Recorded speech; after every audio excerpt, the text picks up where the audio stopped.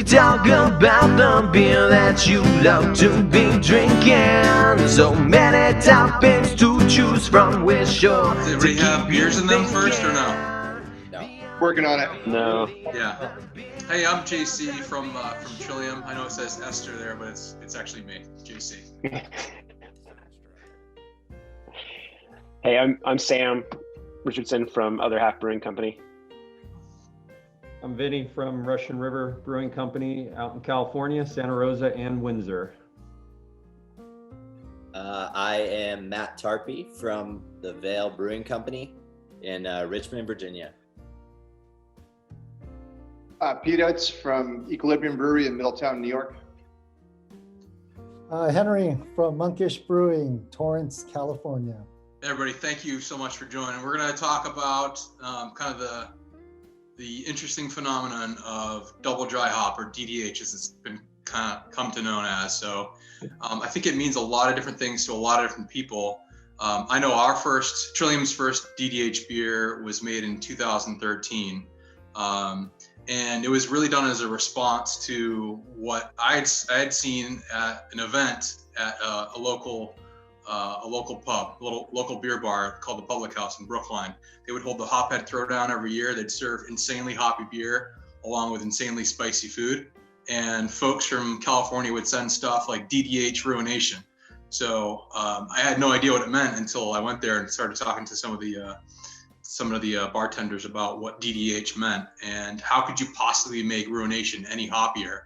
And they did it for sure. So after going to that for a number of years and finally kind of doing some home brewing and kind of being invited to the Hophead Throwdown, we decided to take our only hoppy beer at the time, which was 4-Point Pale Ale, and add a second charge of Citra to it.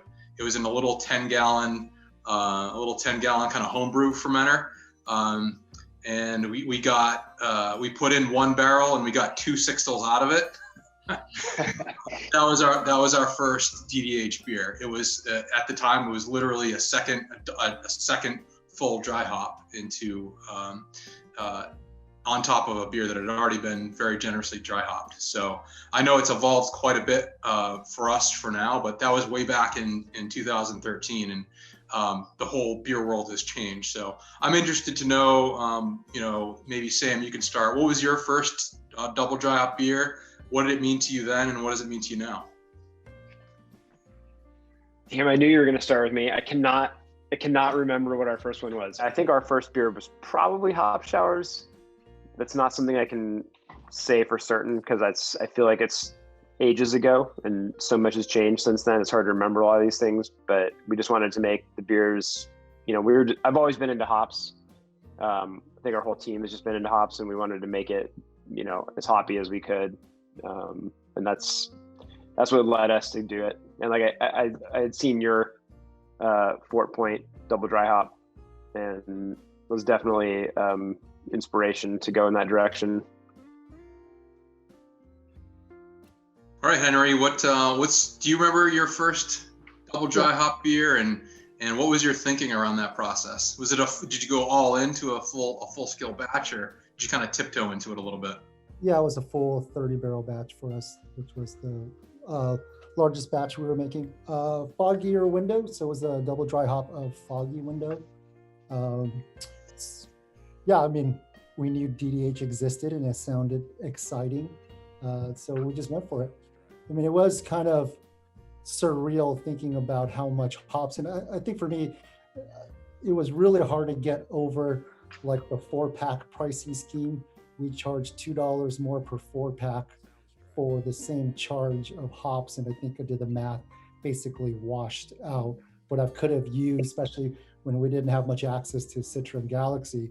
I could have used that amount and made a whole different beer and charged that regular pricing for it. So it took a lot out of us, and I think it was pretty exciting at the same time to double dry hop. So Pete, your Equilibrium is a little bit younger in years of operation. So I know that you have a little bit less kind of duration of experience with DDH. Did you kind of did you plan for that to be part of your production scheme, or how did you view DDH in terms of concept and design? So it's kind of funny. I was reading How to Brew the Pliny Clone by Vinnie, and that's the first time I ever heard of DDH. And I started reading, like I have a pretty strong science background, so I was reading about how you add it twice and then it can sort of overcome some diffusion length scales. And I was brewing 5-gallon batches in my basement at the time. And so I sort of was like, you know what, I don't really have these kind of diffusion limitations on my end. So I just was like, oh, I'm just gonna add twice as much dry hop, that's double dry hop, because I was dry hopping by picking up a carboy and shaking the shit out of it. And so that kind of, we do a lot of our dry hopping with sort of rates similar to the industry that you guys do as well, but we do a lot of it single charge. And you know, we do some of the more classic double dry hops, at least as I've understand it, but a lot of our stuff is actually more on the single charge end. Yeah, I mean, for us, for Trillium, we, you know, for a long time, we separated it out into 2 separate dry hop charges. And over the years, we just kind of said, well, this is a heck of a lot of work to go back in a second time. And it's really kind of dragging out the conditioning period for these beers as well. So let's just let's see what happens when we kind of go all in a single charge with twice the amount. And we didn't look back after trying it once, you know, that's kind of our standard practice now. So to us now, it really just means twice the dry hop rate of what the kind of the base beer was. Yeah, I guess like to me it meant do it twice due to sort of like limitations. I've heard of pre-fermentation, which gets biotransformation in theory, and then you get sort of the cleaner charge, and that's the DDH. But I think to us right now, a lot of times it means twice sort of a standard dry hopping rate. So Vinnie, when you were showing me through your brewery, not the new one now, but the prior production facility there, you were kind of walking me through the cellar practices and how you manage the fermentation and the yeast and centrifuge and kind of all the details as you approach your your West Coast style beers. You're not just dipping a toe into hazy beers. You kind of jumped full in with Mind Circus and kind of those types of beers. So now you must be seeing some significant differences in the impact a dry hop has and how you want to see those hops interact with the yeast. Yeah, it's funny too. I was just down in our production manager's office and talking to Steven and Zach, and next week we're making 6 full batches of Mind Circus here in Windsor. We'll brew more Mind Circus hazy beer next week than Pliny in Windsor. Oh, don't tell people. Don't say that. Don't say that to people. They'll get very upset. So, you know, I made the first time I double dry hopped, whether it was in multiple stages or all in once, was actually all the way back at Blind Pig in '94 when I made the inaugural ale and then subsequent the anniversary beers. And then interestingly, mentioning like the Pliny recipe that I published, that we for years, Pliny was in 2 stages, and we doubled the dry hops over 2 stages. And I think that would be a nice thing for our industry to do, is come up with a little better nomenclature that we can use for the consumer. Like if you look at the Pliny for President can, it says 2-stage double dry hop, meaning we've done it over 2 stages instead of just doubling it up to 4 pounds and putting them in at once. But for years, regular Pliny the Elder was done over 2 stages, and it was twice the volume. So it was a pound added, at the end of fermentation, and then 3 days later, another pound was added. So it was 2 pounds total per barrel dry hop.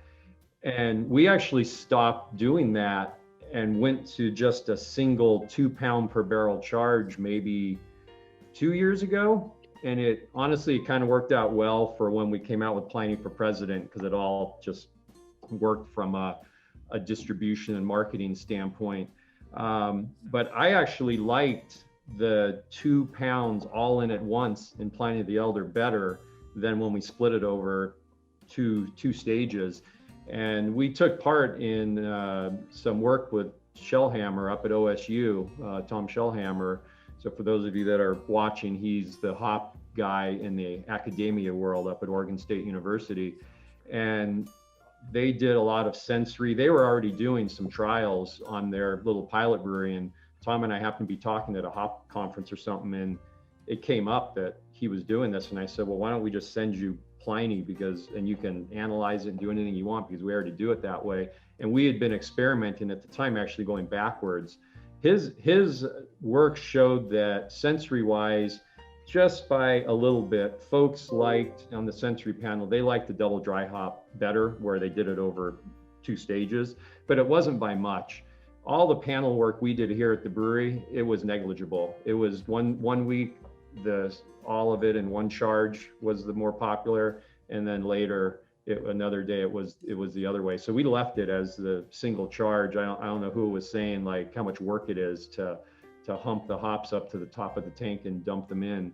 But to get back to your question, JC, I think you can see some of the same qualities come out of a beer that you would in a hazy beer as a West Coast beer by doubling the hops, whether it's all in one stage or twice. One, by just the sheer volume of hops, but I think if you do it over 2 stages, even if you don't have the active biotransformation, there is something that's changing. It could be some oxidative components happening that then trigger some other flavor components that come up on the second dry hop. But for me personally, I like Pliny the Elder as a single charge at once. But then when we took it up to 4 pounds, it was like, holy crap, this is like a new souped up version of Pliny the Elder that has kind of given it a fresh look on what the beer is. So Matt, Vinnie talked about a 4 pound per barrel charge, and that being a really kind of intense approach. I know that that Trillium has kind of gone, you kind of push to a new boundary, and then some time goes by, and you push a new boundary of dry hopping. And I think if anybody would kind of note what the Veil has done with some of their hoppy beers, I think a lot of folks would say there are no boundaries with the Veil. So you want to talk to us about what your kind of typical range, if there is a sort of typical range of dry hopping rates. Do you do 2 charges, and kind of where have you kind of maxed out at this point? Yeah. So I think, we kind of do everything in excess, and we push our own boundaries on a daily basis with hoppy beers, fruit beers, all that kind of stuff. But for us, we have always done our double dry hopping in 1 charge. We started just a month or 2 after we had opened with doing a double dry hop version of Master Shredder. And that's kind of where we came up with the whole double naming convention, Master, Shredder. And then, it just kind of went from there. So for us, with like a double dry hop, double IPA, for instance, let's just say a regular double IPA, standard dry hop rate is 3 pounds per barrel for us. For a double, and then we just double it. If we double dry hop, so that's 6 pounds per barrel. Triple dry hop is 3 pounds per barrel. And I think the most we've ever done dry hop wise was 14 pounds per barrel. And that was a quadruple dry hopped, quintuple dry hopped quadruple IPA. So that was Sector 5 that we just released right around our 4th anniversary back in April. But yeah, so we don't really, I would do more. I'm always down to try something else and push my own limit. I don't know. I feel like you definitely do get, obviously the more hops you put in there, the more character you get, but I think it just kind of takes a little bit more care and time and conditioning, the more hops that you put in it to make it drinkable and enjoyable still. So I don't know if that quite answered your question, but I'd say 3, 6, 9 is our single, double, and triple dry hop rates per barrel for standard double IPAs. So Sam, I think you're the sort of the flag bearer. Other Half is the flag bearer for kind of just iterating like crazy and kind of exploring the entirety of the world that is hoppy beer, and kind of looking at varieties from South Africa to New Zealand and the US and kind of back around again. How do you approach, particularly in heavily dry hop beers or DDH beers, how do you approach the kind of the intentionality around balance and trying to strike a certain flavor profile when combining hops? Do you use a lot of different varietals? You try to kind of have a one that's the most prominent variety and kind of back it up with some kind of role players there?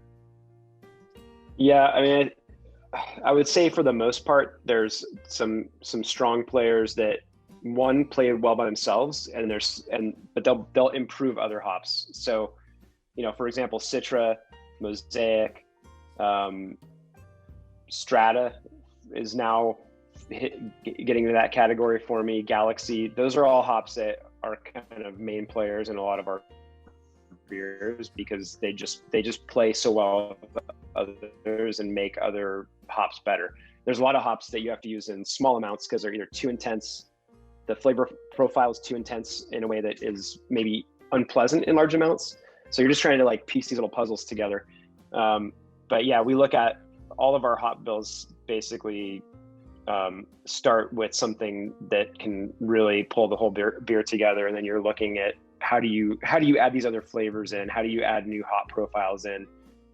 There's so many of them, and a lot of them just don't play well by themselves, but when you use them the right way, it just works. But we look at everything as trying to figure out complementary hops. So Vinnie, I think you'd agree, given your tenure in this industry, doesn't it seem that time is speeding up? We're just in this massive time warp right now. I think one of those big jumps ahead that we have seen has actually been in large part to some of the work, maybe indirectly through the Hop Quality Group.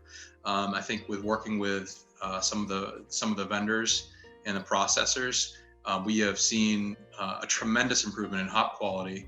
And as a result of that, we now are looking at what the hell to do with hop creep. So what do you think that right balance is, and how do you approach hop creep, particularly with these heavily dry hop beers? Do you tend to see significantly more hop creep with heavily dry hop beers? And if you can explain what hop creep is, that might help as well. Yeah. So hop creep is a phenomenon that we thought was a more recent component of brewing, but really when you look historically back in England over 100 years ago, they actually saw hop creep and they called it the freshening power of hops, meaning that there was a secondary fermentation that was actually started by the hops themselves from the dry hopping. And so it turns out that there's enzymes, the same enzymes that make a mash that has the enzymatic reaction in the mash tun to convert starches to sugars. There's some of those enzymes in hops. And so no one knows for sure yet, but for sure one of the reasons that there is hop creep now and that there's a secondary fermentation is the sheer quantity of hops that we're talking about. When I had Blind Pig, I think the Blind Pig IPA was like 1 pound per barrel, and that was a lot back then. I mean, 1 pound per barrel. We still make Blind Pig, and it is still 1 pound per barrel. It's still one of our most popular beers, but it's downright pedestrian when you start talking about 9 pounds per barrel. And so hop creep, the problem with hop creep is that the secondary fermentation creates diacetyl, which is the buttery butterscotch flavor that you shouldn't have in your beer. And so if you don't let your beer age out long enough after dry hopping, even if you dump the hops off the bottom of the tank, that secondary fermentation will continue. And if you drop the temperature of your tank too soon, you could end up having diacetyl in your final beer. And I'm going to guess that all of us have dealt with it. We're dealing with stuff right now.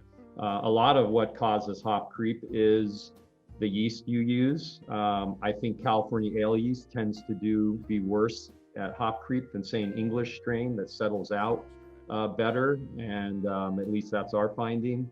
But definitely part of the reason why we're seeing hop creep, or at least we think we are, is what you are alluding to, JC, that most of the work was through the Hop Quality Group, where we got the hop growers to lower their kiln temperature back 5-10 years ago. It was at 145 to 150, and now the norm is 125 to 130. And so by lowering the kiln temperature, that's given those enzymes the ability to be more active. We're doing some interesting work, and we've done all the trials so far with seeds in the whole cone hops. And if you look at a pelleted hop and it gets crushed, and if those enzymes reside not only in the leaf and the bract material, but the seed also, and those seeds get crushed, that's going to make hop creep worse for those that dry hop with pellets, which we all do, other than say Sierra Nevada and Anchor, a couple others. So yeah, we've got better smelling hops now, but it's come at the expense of hop creep. And we are doing trials with now going back to 145 Fahrenheit with all of the hops that go into plining for the dry hop. We have 145 degree Fahrenheit kiln trials going again this year for the second time to see if it's not going to be the end all, because I think one of the biggest things that's leading to hop creep is, 2, 3, 4, 5, 9 pounds per barrel. And that's definitely part of it. And I don't know that we'll ever get away from hop creep at these rates, at least right now, unless we can get them to breed these enzymes out of the hops.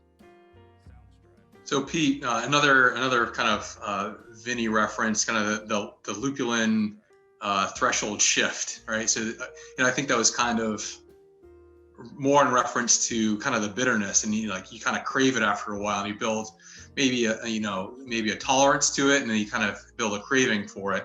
I think the intensity of some of the flavors that some of these intensely dry hop beers can provide there's probably a similar kind of shift that happens where folks who may have been introduced to beers a few years ago, they were dry hopped at the 3 pound per barrel rate and thought they were kind of over the top and could barely go back for a second pour, are now not interested unless it is a double dry hop beer, unless it is a double or a triple IPA.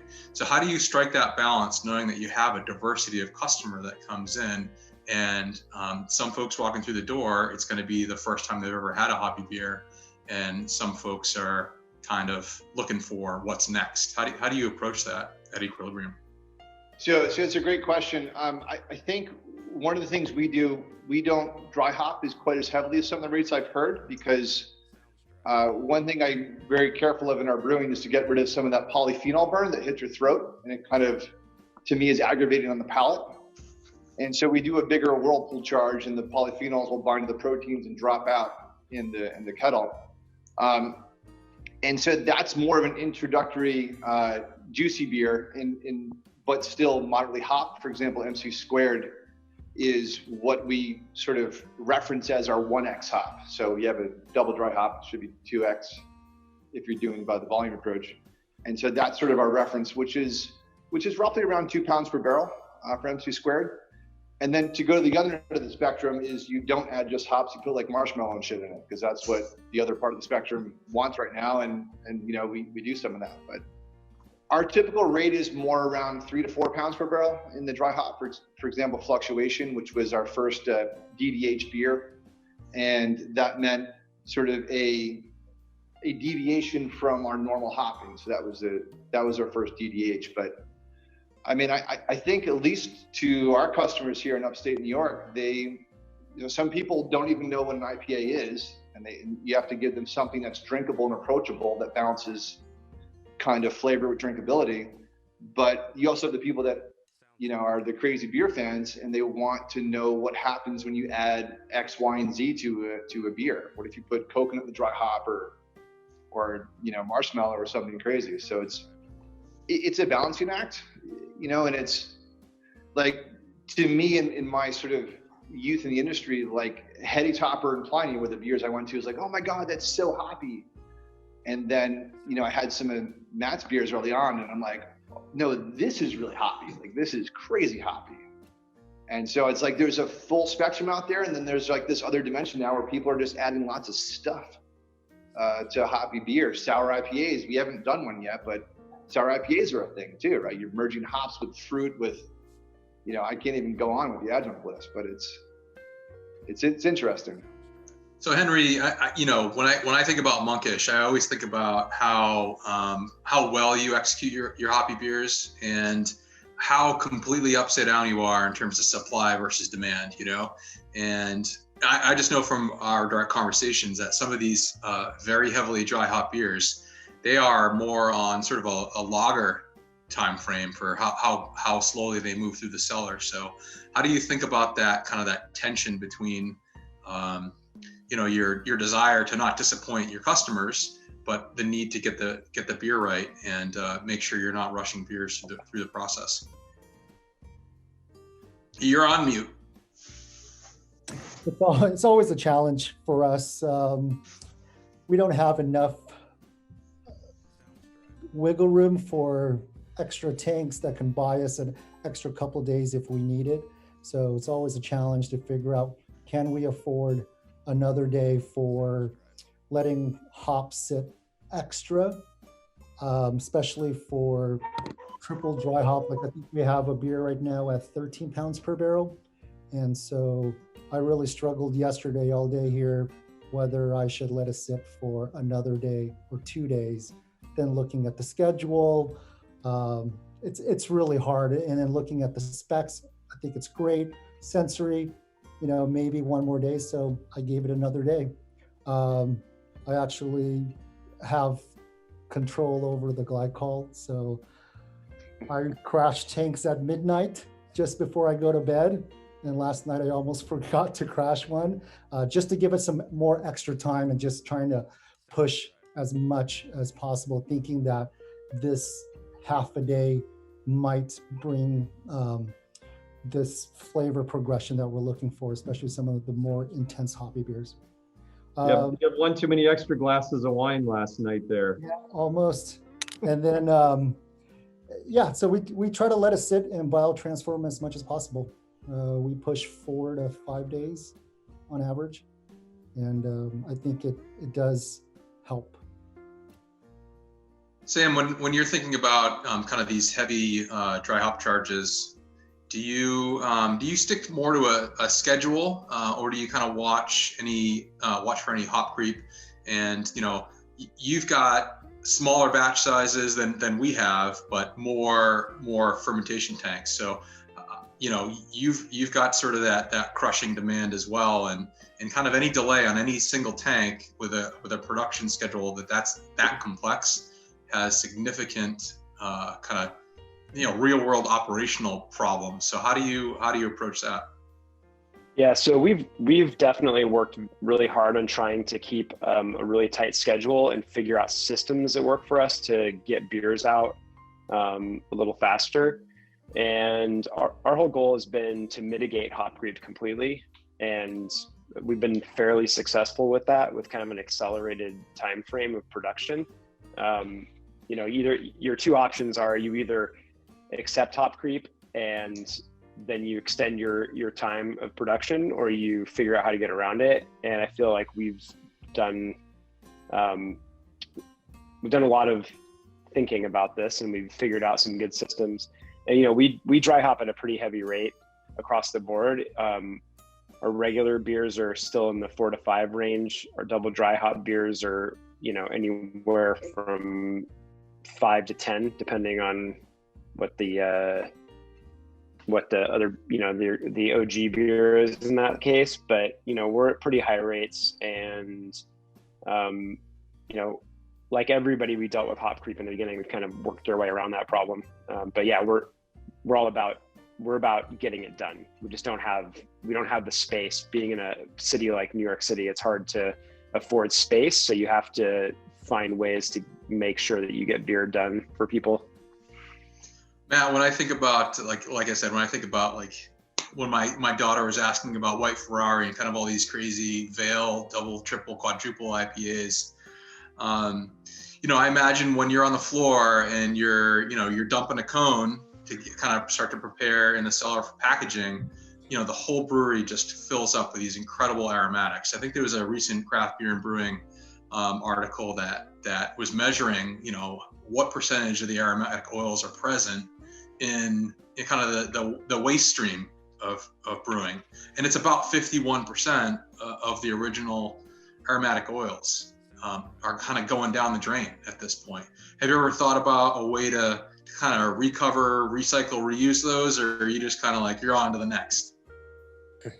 I would love to recycle, recover, and reuse those, but I kind of am on to the next. You know, we're kind of crunched to a schedule too, and the amount of hops that we use, it would be such an undertaking to be able to reprocess all of those hops and to reuse those in some capacity. But yeah, we're kind of time constraint and have everything kind of dialed in. You know, I could tell you what day this beer is going to be dry hopped and what day they're going to start stepping the temperature down, what day it's going to be transferred and all that. So yeah, time can sometimes be of the essence in that regard, I suppose. Hey, well, I have a few ideas. Maybe we can work on a collab together about what to do with some of that material. Hey, JC, one of the things there is that, like, if Matt were to reuse hops, the problem is like most of the linalool has already been extracted. So, I mean, you could reuse the hops, but the oils that are left aren't what they were originally. So you'd almost have to develop like a whole new beer around it. And and then I was also thinking when Peter was talking about like that harshness and you know, a lot of I listen to the Craft Beer and Brewing podcast a lot to keep up with all you young kids out there, and I hear a lot of comments about polyphenols, and we've always measured polyphenols for we have like a decade's worth or longer of polyphenol data, and so I just pulled up a thing because Natalie and I did a deal with Jason Peralt on our tasting, and so we looked at the polyphenols in Pliny for President, so 4 pound per barrel, and from over let's see, May, June, July, over a 2-month period, we only lost 25 parts. It was like 6% polyphenols. The polyphenols hardly drop at all. What's considered to be hop burn probably isn't all just polyphenols. It's probably like some really strong over the top, maybe like hydrocarbons or some, I don't know, whatever they are. I'm not exactly sure. I'm not sure anyone knows, but I think it's probably a combination of both of when you're trying to soften a beer up by aging it. Yeah, my assumption is actually more of the hard resins that are present, because I noticed that if we're dry hopping and we add our hops with a device called the hop neck, if we're running that thing and we're really kind of beating the beer up and we're kind of busting up those pellets and doing more and more maybe emulsification of those hard resins, man, it takes a long time for those beers to mellow out. But the gentler we are with it and still get full saturation and of the hop pellets, those beers mellow out way faster. So yeah, I think I've seen some of that polyphenol data as well, and I'm not sure if anybody's been able to kind of fully characterize what it is, but one thing's for sure, that these beers do evolve and change over time. They are not static products. They are very much alive and fragile and delicate. So Pete, do you think much about kind of the shelf life of these beers? I know you send a little bit out through distro. How do you kind of have that balance of kind of full saturated flavors, and then do you figure out how to communicate to customers just how fragile they might be? So we actually just changed our label to say that if you get this beer and it's not cold, ask why. So it's sort of buy cold, trade cold, keep cold. And honestly, to me, it sort of weaponized the consumers against some of the places that maybe like, well, you know, we'll just let this sit on the shelf and that'll be fine. And our sensory data here is that it's really not fine. It changes. It's not necessarily worse, but you lose a lot of that fresh fruit. And so to me, I think when you're losing control of some of the way you're moving the product, that you need to sort of place that responsibility spread out a little bit and sort of say to the consumer, like, you know, if this isn't treated right, please say something. Yeah, we've done some of those sensory panels ourselves with kind of varying degrees of, varying grists, varying hop charges, different types of hop varietals as well.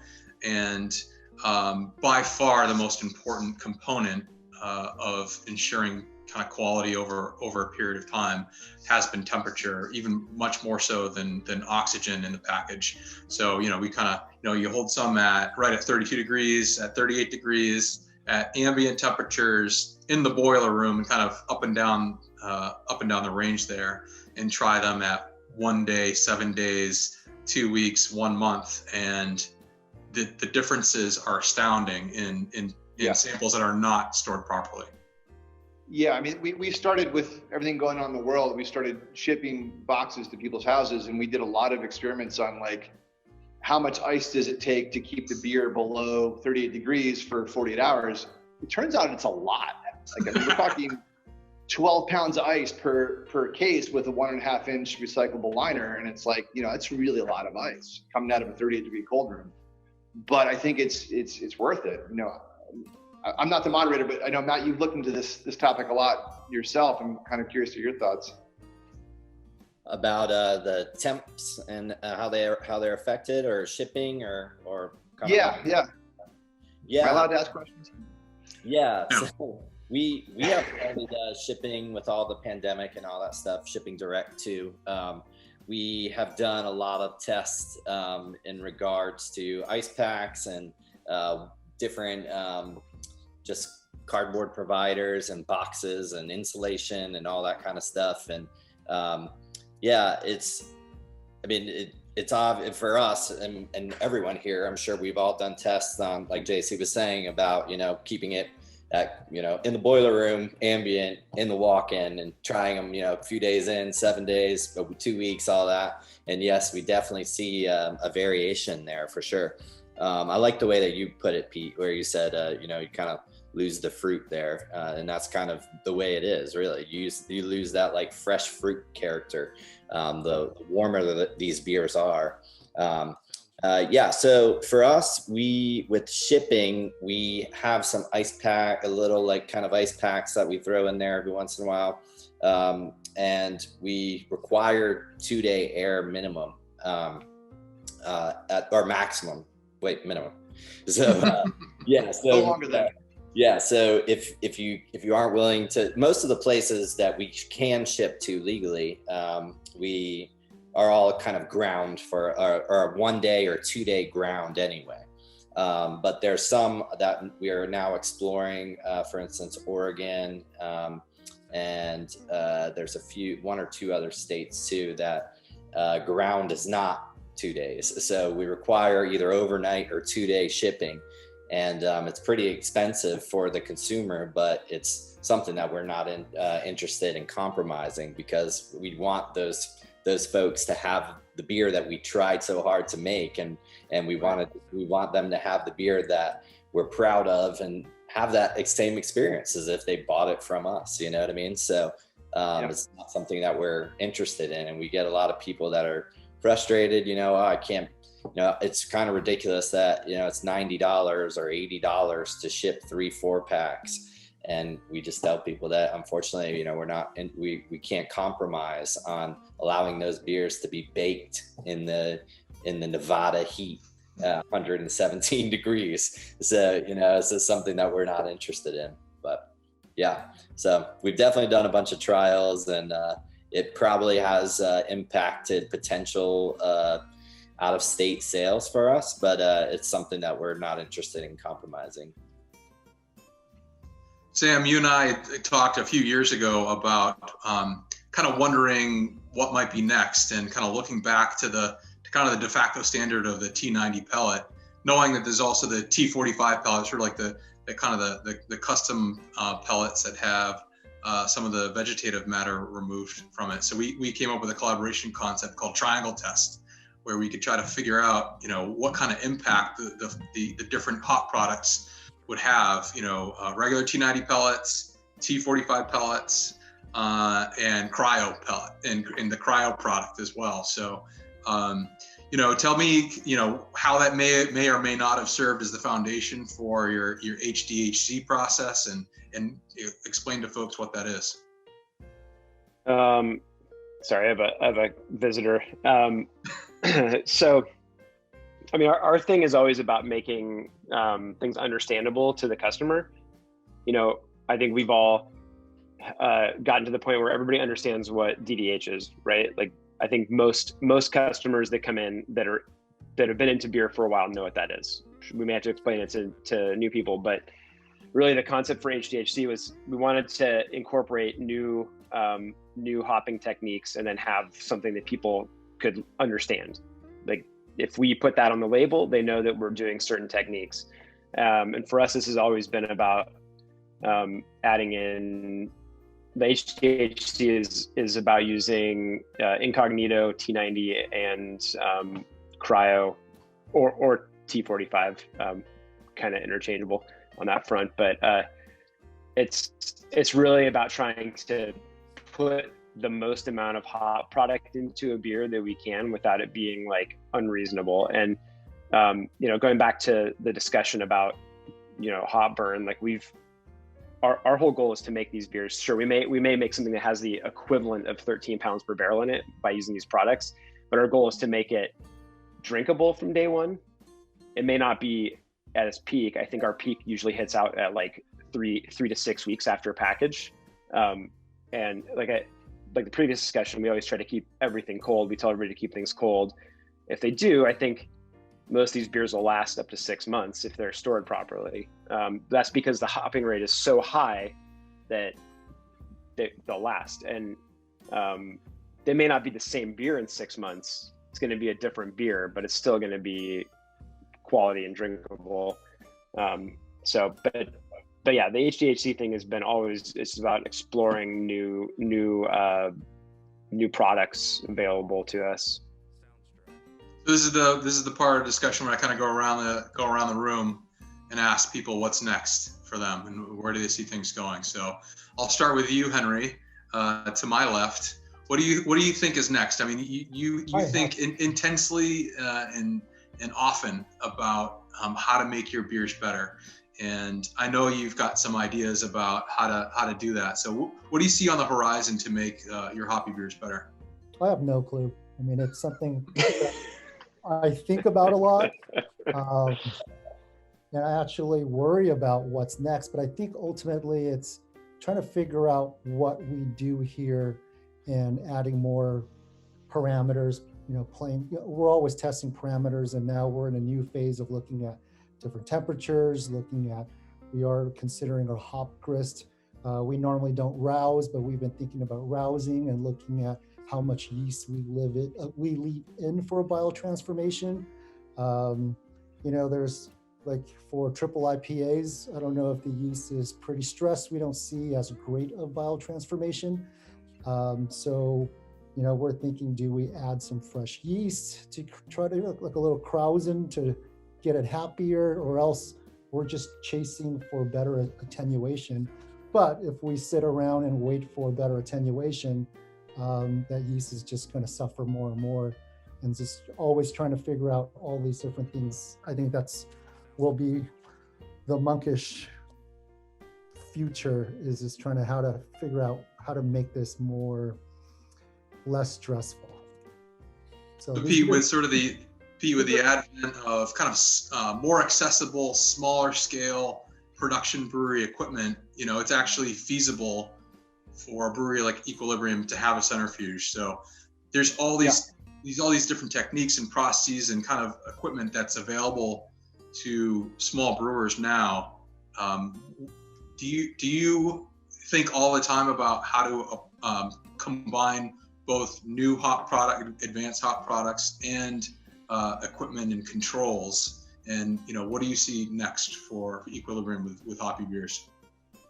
So that's a great question, and I think there's sort of, if you had to classify it into two things that I'm very excited about. One is just better understanding and refining our own process that we're doing, because our process is fairly complex, which makes use of a centrifuge, as you know, and we have something that we call EQ juice, which is sort of like a rainbow melon hop varietal specific character that comes out under a very specific range of circumstances. And we don't always get it. Like some batches, it's there and you're like, oh, here it is. Like, this is what we're looking for. And I have a fully developed equation that we're using to try to optimize the brewery.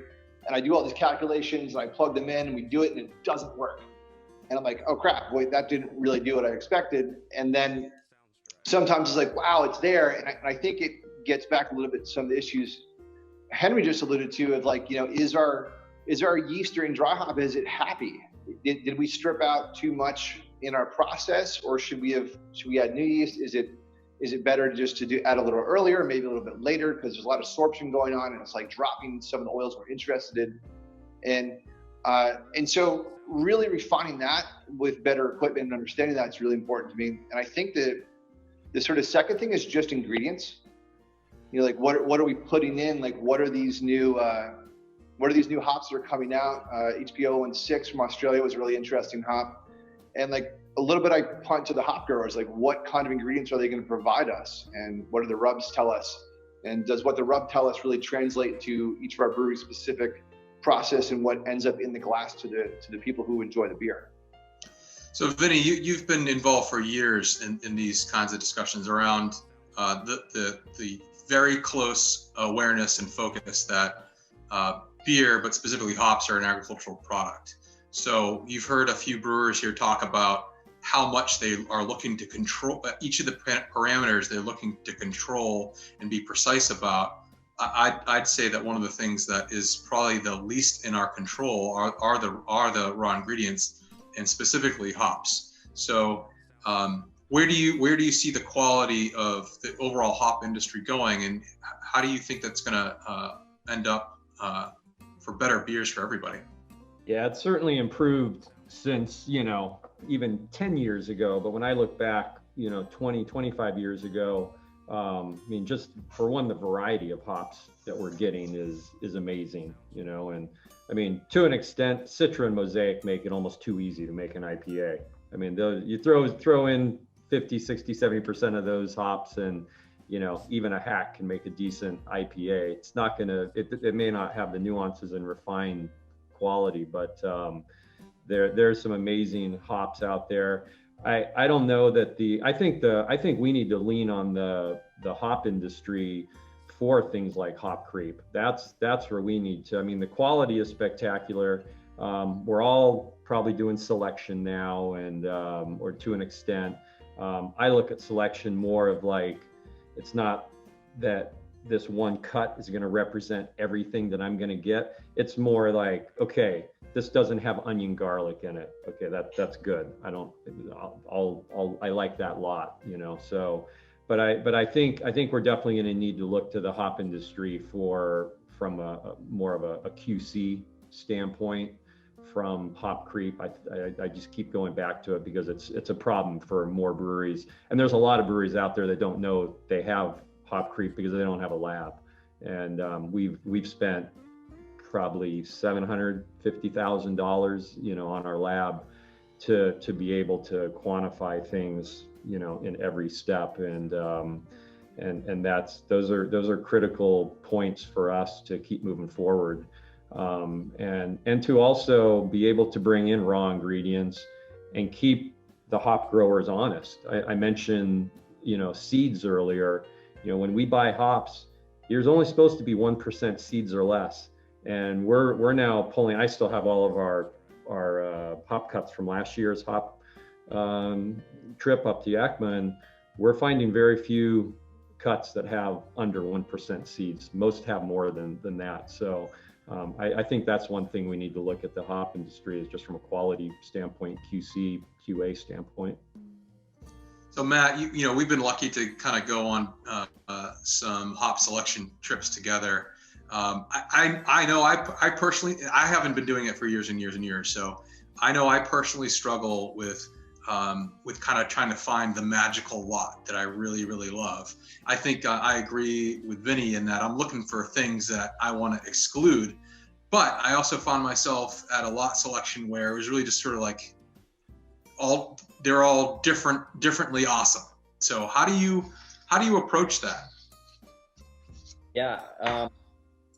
I similar kind of concept where, you're picking out the definite no's, right? The onion and garlic. But for sure, I kind of just trust the old honker, and just kind of take a whiff and you know, just follow what feels right and what smells right to me. You know, that specific characteristic of that one hop that I'm really interested in. And, you know, you can smell 5, 10, 15 different lots, and there's always one that just kind of jumps out to you. And, you know, I am guilty of kind of the power of persuasion, where I think it's, you know, lot, you know, 1620, and then everyone else is like, oh yeah, this, you know, 1680 is the best, and then I'm like, yeah, 1680 is the best. But so I'm definitely guilty of that for sure. But yeah, I mean, I just kind of trust my instinct, my first instinct on it, you know, and just kind of been like, these are the characteristics that I'm looking for. These are the fruit qualities that I'm looking for. Yeah, and yeah, I guess that's kind of just how it is. I'm just kind of trusting my own instincts on it, I guess. Sam, you've been a proponent for hop selection for years, and I know you've been doing it for quite a long time. So I don't have that kind of you know, career length experience with hop selection, and my anxiety, knowing that our business rides on it so much. One of the things that we've actually started implementing was to get sufficient quantities of some of these brewers cuts, so that we can perform some test biotransformation dry hopping in these little 1 gallon containers. And that's been a huge shift forward for us. Are you sort of kind of leaning on your experience to now know, for over the years that you've been doing it, the kind of translation from the bench to the tank? Yeah, pretty much. I think every year that we get a new variety on our selection process that we haven't selected before is a reminder to me of how difficult it is if you don't know anything about a hop. And I think that the more chances you get to rub Citra every year in Yakima, you start to get a really good sense of what you're looking for. But, you know, a new variety comes out, and, you know, you may not have the opportunity to really check it. But yeah, it's you really learn a lot about a hop over years of rubbing it and then actually getting to brew with it. So I kind of rely on that to know what we're looking for. But again, if you don't have any experience with a hop, you're starting from scratch, and that's when it gets really difficult. Some of these newer varieties, like if you rub a Sabro, how do you know? You know, the first time you're rubbing it, what you're really looking for. So, but you know, I wanted to bring up the discussion about what's next, and I actually think one of the things that's going to be a game changer is just the relationship between growers and brewers in changing the quality. And you know, Vinnie knows that breweries didn't go to Yakima the numbers that they do now, and there's a lot more interaction and relationship between them, and the growers are starting to understand what the brewers want from them. But you know, that's a hand-holding process. Like they're not in our breweries, they're not with our customers, they don't know that. So we have to slowly help them see what we're looking for, and I think that helps them narrow down their harvest windows so that we're getting the hops that we want, which is hopefully going to be one of the drivers towards better beer in the future. Well, thank you everybody for talking with me today. It was really fun. I miss you all. At least we were able to see each other this way, and hope everybody's enjoying Green City. Cheers. The other beer, the other beer, the other beer show.